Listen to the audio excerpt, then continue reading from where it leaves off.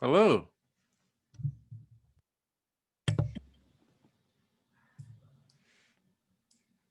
Hi, Arthur. How's it going?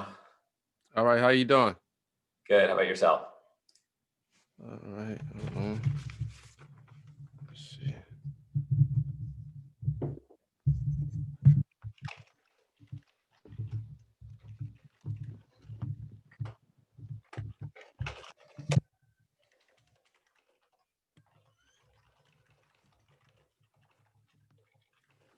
Can you hear me good?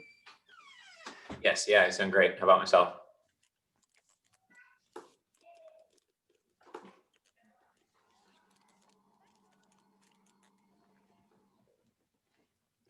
Can you hear me okay? Yeah, I'm just.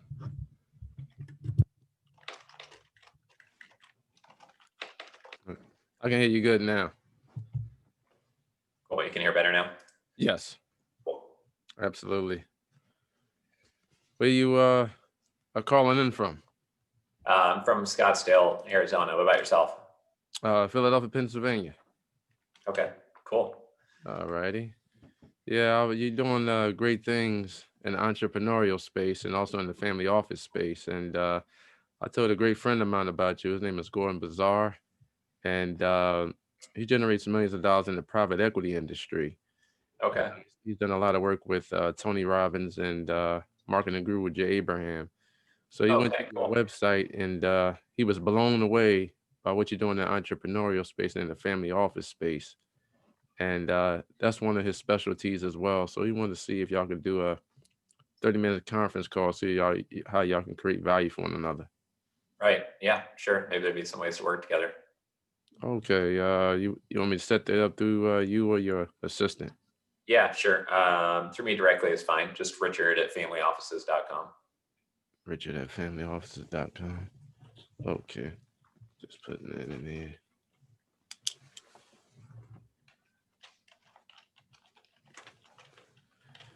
All righty. Okay, you ready to rock and roll? Yes. Good to go. Okay. Good morning, everyone. This is Arthur Robinson Jr. I'm the creator and host of the Powerful Interviews podcast. And today I have another special interview for each and every one of you. Today I have a wonderful person on the show, and he's a great friend of mine. His name is Richard C. Wilson.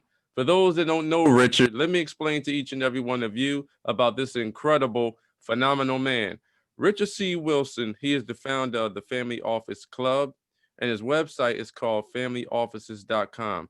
He's wrote several books about this phenomenal topic, and he is the founder of Centimillionaires and the founder of Centimillionaire Advisors, LLC. So without further ado, I'd like to welcome the one, the only, the powerful Richard C. Wilson to the show. Thanks, Arthur. Appreciate you having me here. I'd like to thank you, Richard, for taking time out of your busy schedule to educate me and the audience worldwide about the power of family offices and about the power of creating wealth. I gladly appreciate it. Sure. Yeah. Happy to. To everyone that's listening and watching right now, I highly recommend go and get your pen and your pad right now. My great friend Richard C. Wilson is going to break down layman's terms about the power of a family office and how to start your own family offices. Is that correct, Richard? That's correct. Yep. And a lot of people just don't know what the term means. So before anybody thinks this is about having an office in your home for your family, it's not that. A lot of people think it's about helping people set up an office in their basement or something, and that's not what a family office is. A family office is like an investment industry term for how the ultra wealthy manage their wealth. So families that are worth 10, 20, 30, 50, 100 million, with many 100 million plus net worth clients need a special investment and wealth management solution. And that's called a family office. And it has nothing to do with having a home-based office. Richard, can you break down layman's terms so the audience fully understand who's the phenomenal Richard C. Wilson? How long you been in your powerful industry, and what is your expertise? Sure. I mean, I don't know about the phenomenal Richard Wilson, but essentially what I've been doing for 14 years now is helping families either set up their family office, learn about the family office industry, document best practices, We're the #1 thought leader globally by far in this industry. We've created 2,300 video assets, over 200 YouTube videos, 200 podcast episodes. We've done 150 live events, including an event last week with 78 speakers on stage, our Super Summit. And every time we host an event, we learn. Every time we do an interview, we learn, just like you do, running this podcast. And so we're helpful to people on both sides of the fence. If somebody's raising their first dollar of capital, or they're trying to go from 100 million to 500 million in assets, or from 2 million to 20 million in assets on the capital raising side, we can be super helpful. And our whole business model is to be very helpful to you before charging you anything. So you can do things like get our free book at capitalraising.com and just learn. And, maybe we do business a decade from now or a year from now, but you don't have to spend money to benefit from all the things we've learned. So we help people on the capital raising side, but then we also help people on the investor side who want to set up a family office, get better access to deal flow. On that side, we help people who are either a 100 million plus net worth family through our Centimillionaire Strategies book and strategies for families at that level. Or we help them through our privateequity.com investor portal. But the main point of explaining that is that a lot of companies define themselves as a conference company, or they are a consultant, or whatever, a software company. What we have done is create a community and a platform, and by helping people on both sides of the fence, the capital raisers and the investors, we're more valuable to each side, because the people raising capital get new investor insights all the time because of our text messages and our phone calls and deal closings with the people over here. But the people over here, they like that we're helping people raise capital because we have really good deal flow, talking to 45,000 people a year. We can bring them really interesting investments to the investors from the capital raiser side of the equation. And that's basically our business, in a nutshell. Now, take us back down memory lane. Who was Richard C. Wilson when he was like, 13, 14 years old? Like, was you always entrepreneurial? Did you, develop the wealth mindset over a period of time? Like, how did you discover that you really wanted to be in the entrepreneurial space and by helping people getting into the family office space? Yeah, I was always very entrepreneurial. I had started, 3 businesses by the time I was 12 years old, and started probably 6 or 7 businesses by the time I got out of high school. I was always working at a young age, and, I got my driver's license on my 15th and 16th birthdays, and graduated early from college just because it was kind of a boring place to be after a few years.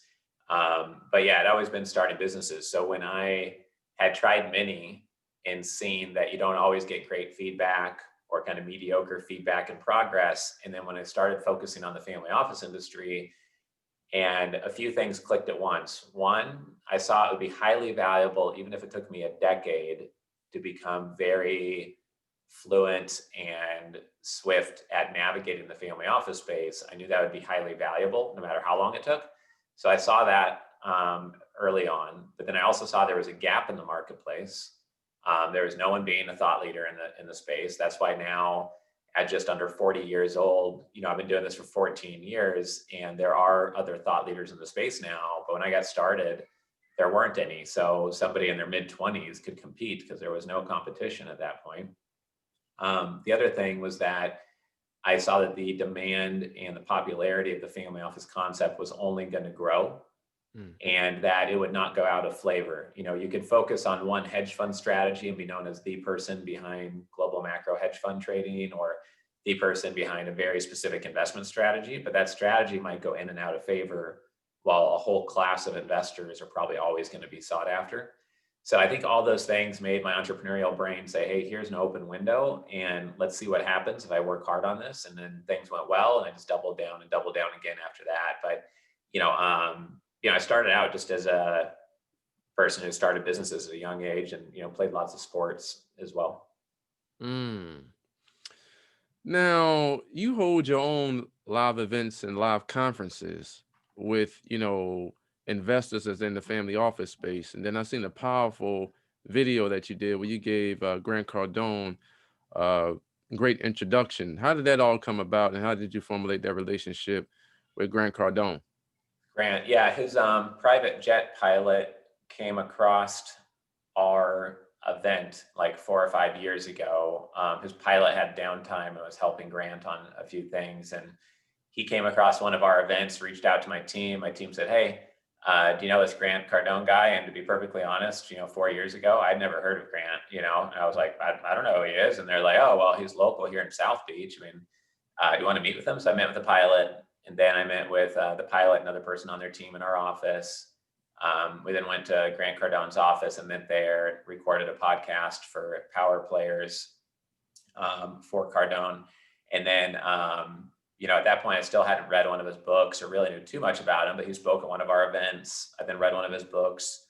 I liked his 10X book and a couple of his other books. And then we just kind of grew the relationship, and he's spoken a few times at our different events. And in the future, as he formalizes his family office, maybe there'll be some more work we can do together. But another relationship just like that was with a $100 million net worth family here in Arizona. I reached out cold. I told them about a way I could save them equity and save them money, essentially.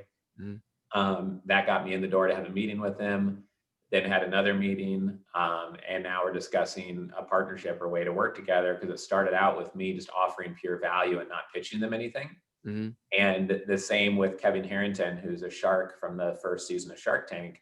We helped set up his family office called Shark Family Office. And we've already closed one investment with him, again, because we approached it through one, being on his podcast and getting introduced that way, but then just adding value and saying, "Hey, we don't charge you anything to set up your family office, but when you get an investment done together, then we share in the success of that investment." So I think that's something that some people could take away from this, is make sure they don't miss that some of it may happen naturally, but sometimes you can create things that are unnatural by adding value first and not just pitching everybody on trying to sell them on what you're raising capital for or doing. That's extremely important when you want to be a successful entrepreneur. Create value first, and then you can definitely figure out your partnerships later. And I love formulating long-term partnerships, because basically that's what it's all about, and that's how the wealthy stays wealthy, by formulating those partnerships. And I know that Warren Buffett and his business partner, Charlie Munger, they are basically value investors. Would you say that you and the people that's in your network that are in the family office space, do you come across a lot of value investors? And do you think you're going to be actually, initiating that over a period of time?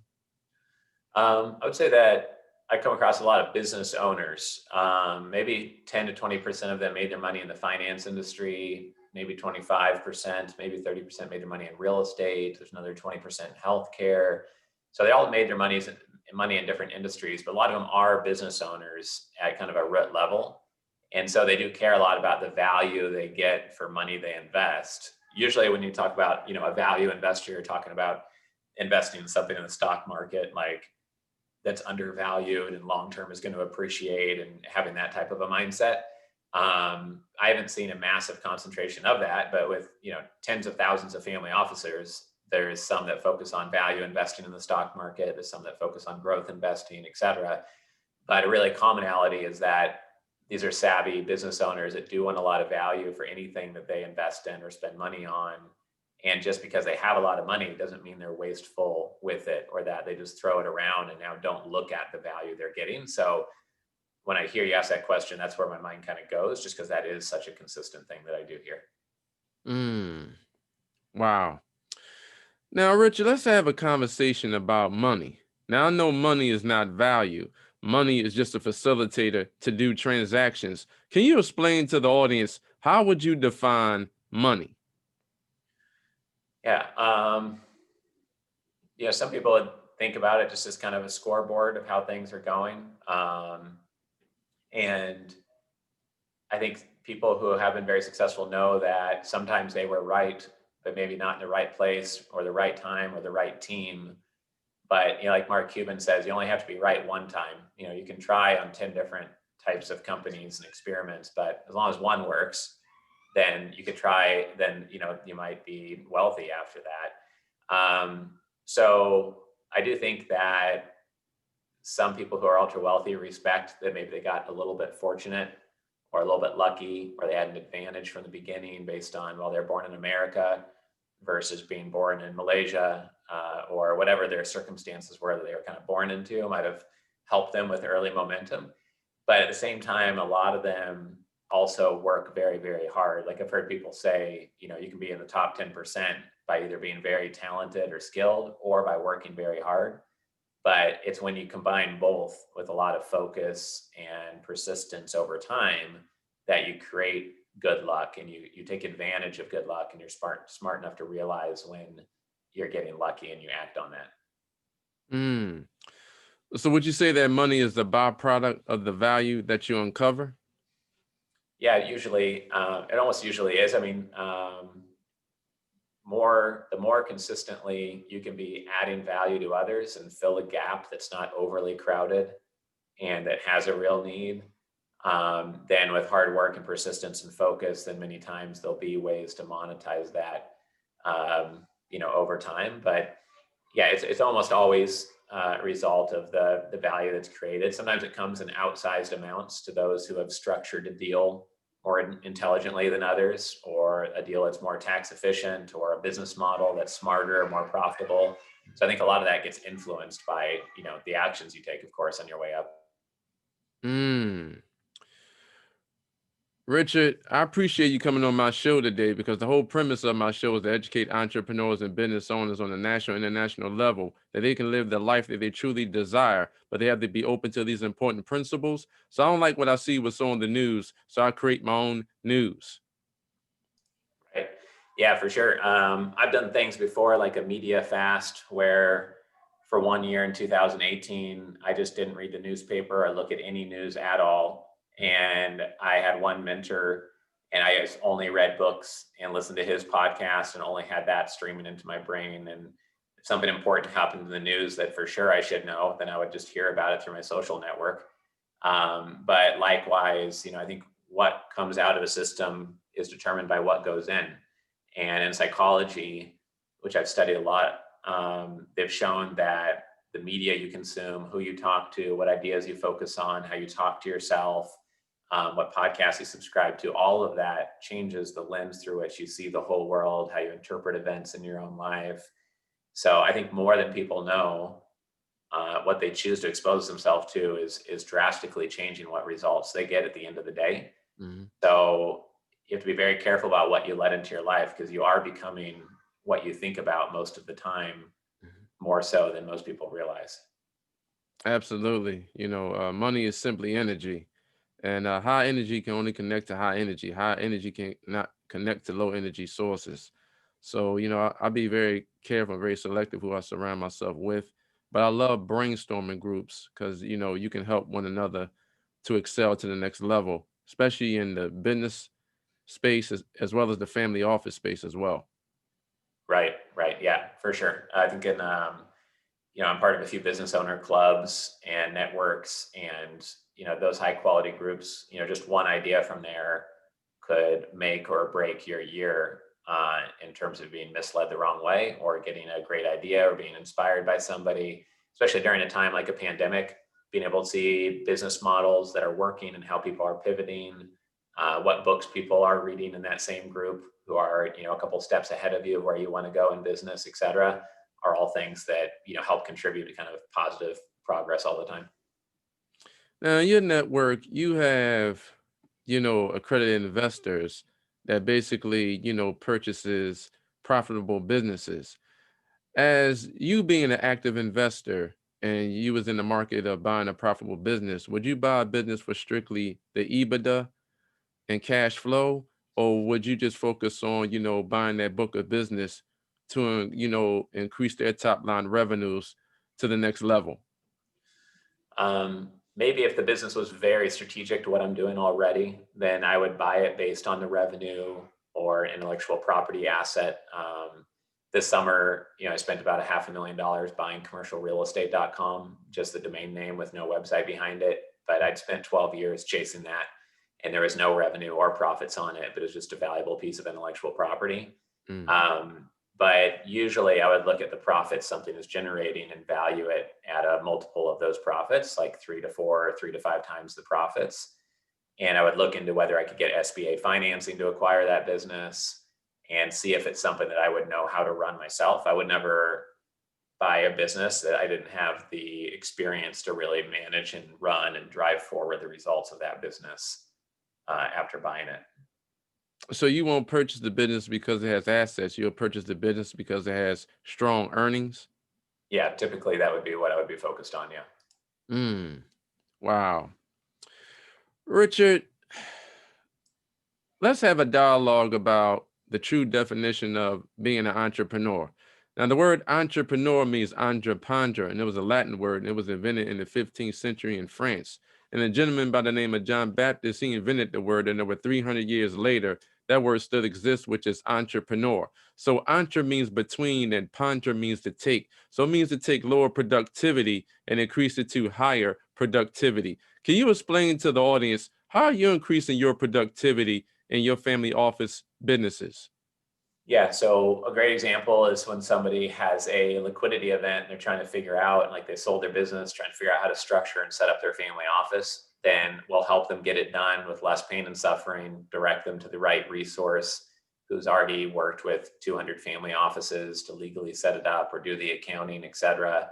Like the accounting firm we work with is 540 families that are worth 100 million plus as clients, and they will get more value, waste less money, put their money to work with more conviction and more speed by having the right plan in place, and by us helping them align who they are as a family and their values with where they want to go, and bringing them deal flow that and investment opportunities that are conservative and cash flowing versus something that's highly risky. Those would be all ways to add value. On the capital raising side of things, when someone's looking to raise capital, it's typically because they're excellent at growing their operating business, or they know technology well, or risk management, running a hedge fund, or they know real estate development, but they usually don't know the first thing about raising capital. And so helping them avoid very expensive common mistakes by those who are usually getting started in raising capital often make, or by helping them emulate the best practices that everybody does who raises $5 or $10 million or more per year. It's just common sense to them. But when you get started, you have no idea what those things are. Then that helps and moves somebody who is low effectiveness in raising capital to high effectiveness. So in both cases, we're just looking at what does everybody do who's horrible at investing because they just got started, or they're horrible at raising capital because they've never done it. And what does everybody do who is excellent and very effective at investing their capital? And what does everyone do who's very effective at raising capital? And look at the differences between those two groups on both sides of the fence, because they do things massively different between the two groups, but within the groups, they do things very much in common. And that's what we're kind of document along the way as we grow the Family Office Club and grow our privateequity.com investor platform, as we're really like documenting those best practices along the way. Well, your family office club has extremely grown exponentially over the years. And, you hold conferences all over the world, and, you're attracting the right people that fits that marketplace. Can you explain to the audience, what is the best advice that you have ever received? Best advice I've ever received was from Jeffrey Gitomer. He said that if you give away information that's helpful to someone who could say yes to you to close a sale, and you do that once a week, and you do that for just 1 to 2 years, you'll be a local expert. If you do that for 3 to 4 years, you'll be a regional expert. And if you do that for 7+ years, you'll be a global expert. That was the foundation of which I've grown my whole business. And when I heard that, I didn't even know what a family office was. I hadn't found out what it was yet, but I knew that one day I wanted to use that formula. And when you combine that with focusing on something that is unique and different from what most competitors are doing, when you combine that with looking at something that maybe there's a gap in the market, but that there's growing demand for somebody to fill that gap, then you have a really basic, simple formula for becoming very well known in a well-defined niche area. And that's all I've done now for 14 years in the Family Office Club. And that's how, I've written 14 books in 14 years, was just providing more and more help to people in this niche over time. Mm. Now, you are basically have a strong presence in the social media platforms, Facebook, LinkedIn, YouTube. Now, I know a couple of years back, Google bought YouTube for $1.6 billion. So video is hot right now. Can you explain to the audience the power of using video, and should entrepreneurs and business owners use video to expand their brand? Sure. Yeah, I think that in a 2-minute video, you can learn a lot more about someone rather than reading 10 pages of text.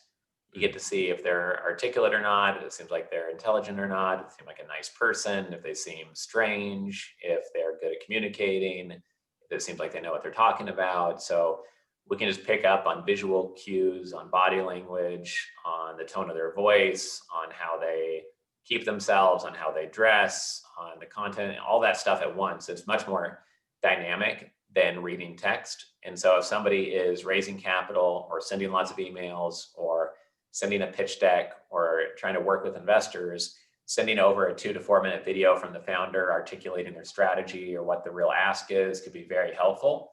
And maybe the answer will still be no. It doesn't mean you're going to get a positive answer, but the counterparty is going to be able to assess who you are and what you're doing a lot faster. And you'll probably save both you and the other party a lot of time. Mm.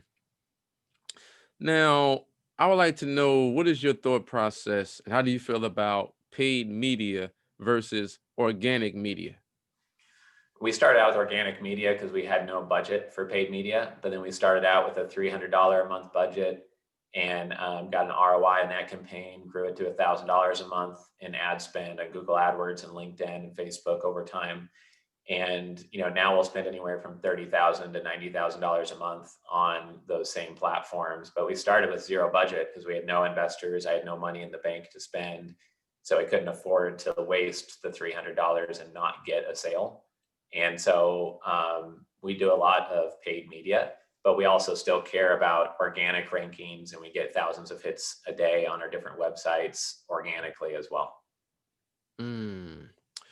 So would you say that YouTube, the platform, has basically changed the playing field in regards to getting noticed on a national, international level with your brand? Yeah, it definitely can. It's tough because there's a lot of people on there. So you have to figure out how to make your content dynamic, interesting, genuine, authentic, different, what keywords people are looking for versus what you can create. You know, it has to be something much different than what other people are doing if you really want to get a lot of traction quickly. So once people like you, respect you, and know you, that's when their minds are made up and they want to invest in you because you are your brand. Right. Yeah. Ideally, you've given value to someone first and they know what your expertise is. And so, in that context, you can make an offer that they may say yes to. The mistake a lot of people make is that there's no context around it. And it's the equivalent of tapping somebody on the shoulder walking down the sidewalk and asking them if they'll give you $1,000 to invest in your idea. They have no idea who you are. Mm. So even if you sent them a nice long email trying to explain that, it's all coming with no context around it. So you're likely not going to get a response at all. Mm. This is amazing content. I really appreciate you conveying value to my platform. Richard, let's talk about delegation. Now, I know the minimum wage of a millionaire is around $524 an hour. So I always tell my audience, what can you delegate for $524 an hour? Or you can go way beyond that. What can you delegate that's within your current budget? How important it is for entrepreneurs and business leaders to delegate tasks out that they're not currently good at so they could just focus on increasing their revenues in their businesses. Yeah, super important. One of my mentors is Dan Sullivan, and he's got a book called the ABC model. And he's basically saying that every year you should look at what you're doing, take 80% of it, have somebody else do it, and you just keep the 20% that you're excellent at, or what he refers to as your unique ability, and that you're passionate and excellent at it. And then every year you should be shutting off that 80%, starting with, do you really love taking your clothes to the dry cleaners? Do you really love filling out the regulatory paperwork? Do you really love preparing your taxes or calling people to set up an appointment for your dental cleaning? All of that stuff is very basic, but over time it becomes, well, should you really have to take a meeting with anybody in that division of your company? Or should you really have to do those phone calls or prepare that report on how the team is performing? And eventually you're only doing a very, very well refined list of things that are, you almost have a superpower in doing compared to everybody else. Mm. That's extremely important if you want to, basically focus on growth and, formulating, long-term business relationships is delegating things that you are basically not really focusing on, but, you're hiring the right people so that department in your business can excel and grow to the next level. Right. Right. Richard, what do you like to do for fun? For fun, I like go trail running, go hiking and camping. Like do outdoor stuff, snowboarding. Still try to get on every week or every 2 weeks, play a little video games with my little brother, since he doesn't live local to me. Yeah, that type of stuff. I got 3 young kids and my wife here with me, so I'm basically always doing stuff with them. Mm. Now, is she a part of the business as well? Yes, she is. She helps manage our real estate assets as well as run part of our training division. And then she's a little bit more of a people person. So she also helps me meet with the team. And, when we're not in a pandemic, she's the one meeting with each individual on the team to keep them accountable on their KPIs every week. Mm. Okay, so she actually focused on your key performance indicators in Yeah. your current business. Yep. Wow. Richard, I wrote down some powerful words, 10 being the highest and 1 being the lowest. So you can rate them in your own influential way. Are you ready? Sure. Perseverance, 10. value, 10. family offices, I mean, the concept sometimes matters less than, who the person is, whether they're labeled that or not. So I guess a 7. intellectual property, 7. bottom line revenue, 7. health, 10. wealth, 7. building great relationships, 9. marriage, 10. kids, 10. impact. 10. I think that sometimes people think the impact has to be volunteering at a nonprofit, but I think if you run your business the right way, you can have a great impact just while running your own business by treating people the right way and giving them responsibility and paying them fairly, et cetera. Integrity, 10. brainstorming, But 6. I think that sometimes people call on people that are very, very busy to get on the phone and brainstorm, and it can be kind of annoying for the person who's very, very busy because they kind of want to think, okay, well, I'm trying to get through my day and there's 500 people asking for my time. So what is it you want to brainstorm about? Or like, why should I spend my time brainstorming? And so in the right business owner club or peer group, it can be great, or between an accountability partner, but to reach out to random people, like people reach out to me all the time and want to brainstorm, I always have to ask them for an agenda and materials on who they are and what exactly are the ideas that they have, because otherwise people will just kind of chew up your time and kind of not really have a directed conversation that's very effective. It's not really respectful of the counterparty's time if it's not done, in the right context, I think. financial literacy, 9. journalism. 8. Okay, that was good. That was real good, Richard. Can you explain to the audience exactly where they can find you? Sure. Easiest place is just go to familyoffices.com because we have a free book there. We have links to free videos and blog posts, information on our events coming up. If you're listening to this in 2021 or here in late December 2020, we've just seen over the last decade that many people are very skeptical of anything they hear on a podcast or see on the internet. And if we're able to get people to dip their toe in the water, they really enjoy our community and getting to know our members and coming to our events because we host 20 live events a year. And so one thing that we're doing this year is kind of reversing the risk of trying us out. So we basically will give away our first event and lose money on that for people just to test out our community. So if anyone wants to learn more about that, they can figure that out on familyoffices.com. But our whole business model, like I said earlier, is giving away a lot more than we charge money for, and give away a lot up front for people to learn and just kind of feel comfortable with who we are as an organization. So I'd encourage people to take advantage of that, because it's not something that you need to risk money to start learning and benefiting from what we've learned. Now, I love reading, and for some people, reading is a lost art today. Can you explain to the audience what books do Richard likes to read, and what books do you recommend for the audience to read? Yeah, sure. I read a lot of books through Audible, and then I'm always reading a paperback book as well. But one of my favorite books I read every year is called Success Principles by Jack Canfield. I've read a lot of Brian Tracy books in the past. I've read a lot of Dan Sullivan's books. I also like the book called The Road Less Stupid. I think it's Keith Cunningham, I think is his last name. That's a really good book, especially if you already own a business. You'll be able to apply a lot of the thinking time lessons that he provides there. But I used to try to read a huge volume of books thinking that that is what I needed. But nowadays I like to go a little bit deeper on things, and I'll read a book and then watch a 6-hour video interview with the person, and then read their other books or listen to their podcast, and try to really understand more deeper a few books and really apply them, versus like skimming over a ton of stuff and not applying or understanding it at a deep level. Mm.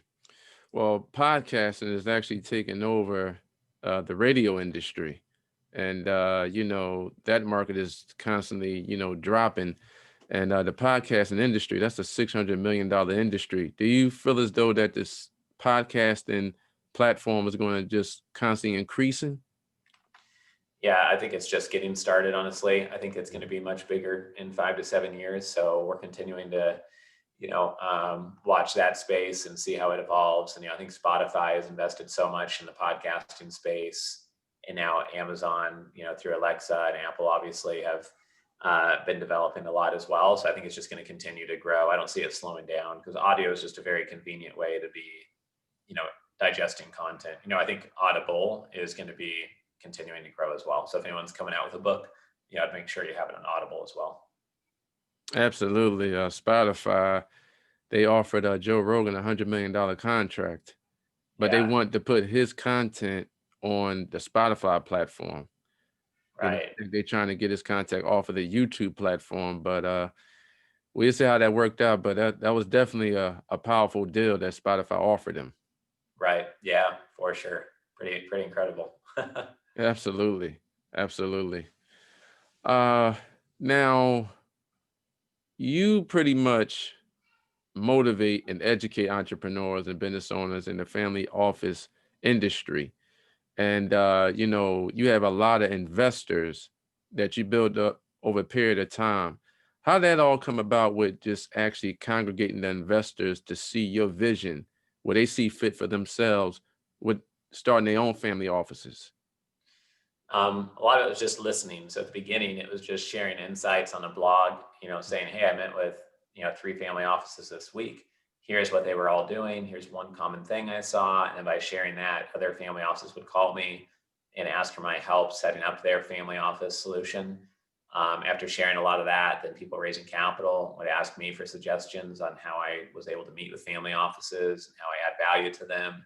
So it became kind of a virtuous cycle of sharing more and more publicly, which connected me with more and more people, that if I just listened to what they were asking for, then I would kind of know where there was another gap in the market, or what else we should be talking about at our conferences, et cetera. So now when we host a conference, I think about what my clients are asking me for, and what they're wanting to invest in, and what people are requesting. And then also just think what I'm still learning about and what I'm naturally curious about, to make it fresh and dynamic content for everyone involved.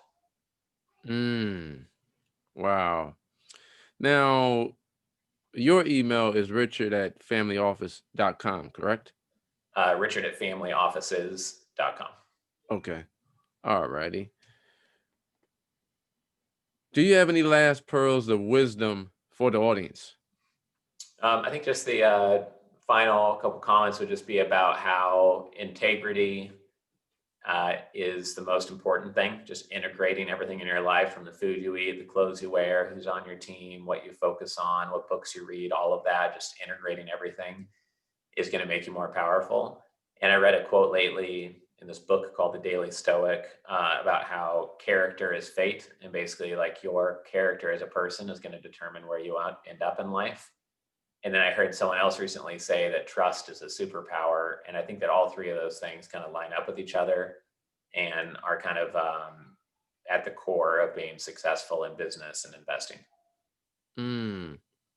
Well, I love that powerful word, character. And your habits create your character, and your character creates your destiny. Right. For sure.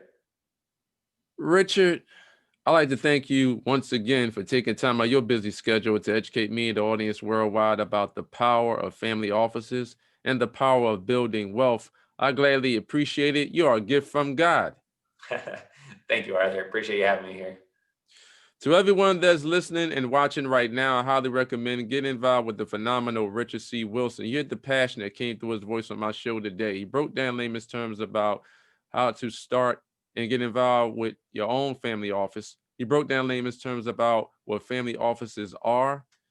And I highly recommend go to his website, familyoffices.com. He has incredible content that could take your mindset and your business to a whole nother level. But remember, you have to implement what you learn. Knowledge is not power. The implementation of knowledge, that's what makes it become powerful. So go to his website. You would not be disappointed. I interview people from all over the world, and Rich is by far the best that can educate each and every one of you about starting your own family office. So to everyone that's listening and watching right now, remember that the strongest asset that each and every one of you have is your brain, and what you think about and what you take action on that will become your reality, and your mentality creates your reality. May God bless each and every one of you, and bye for now. Thank you, Richard. I really appreciate you conveying value to my audience about the true definition of what a family office is. Great. Yeah. Thank you for having me here. Take care, everyone. Have a pleasant day, everyone. Great. Thank you, Arthur. Oh, thank you. I appreciate you. And I'll Yeah. be Yeah. sending this out to you real shortly. No problem. Yeah. I'll keep an eye out for that. Happy to mention that in social media, when you push that out. And I've got to run to another meeting here in a second, but let me know if there's any other way to be a resource to you over time. Happy to keep in touch. I'll definitely keep in touch with you, and I'll definitely let Gordon know, and I'll be sending you some dates and times with say y'all create value for one another. Cool. Great. Appreciate that. Thank you. Appreciate you. Take care, man. All right, have a good one. You too. Bye.